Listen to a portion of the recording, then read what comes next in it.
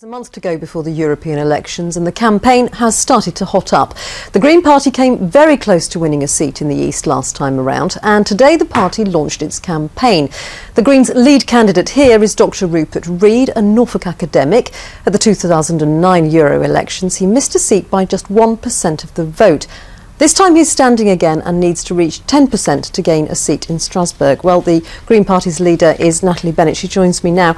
Let's look at some of the issues that people are going to get bothered about here. Coastal defences, flooding, erosion. People here care very much about that. What are you proposing to do about it in Europe? Well, what we need to do is ensure that we're providing the resources to look at each area on its own merits. We have to look at issues. We've got a situation where the sea level is rising, and of course we need to act on climate change to reduce that effect. We've got to recognise the fact that the south of England is sinking, but also we've got to look at the impact of flooding water coming from the land. We're going to see increased rain. We've got to do things like plant trees in the uplands, because when water lands on top of a tree, 64 times more water is absorbed than when it lands on pasture. So we've got to look at this in a holistic kind of way.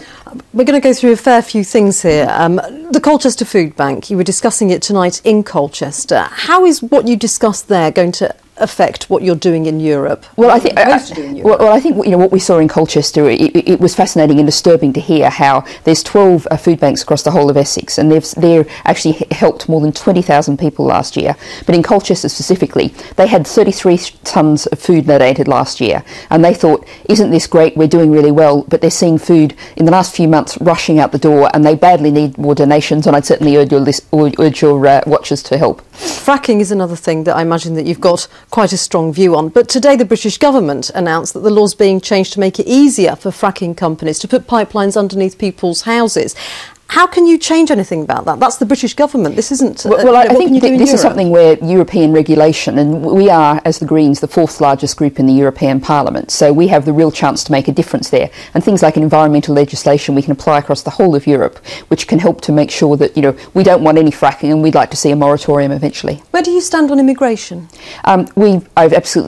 I think the race to the bottom on immigration rhetoric is absolutely disgraceful. The UKIP posters that we've seen come out in the last 12 hours or so are very disturbing. They're going to cause division in British society, and they're simply factually wrong. And we absolutely must say that we need to welcome immigrants here, and we need to recognise that many British people choose to live in the rest of Europe. Nigel Farage said today that he thinks UKIP are going to win the European elections, though.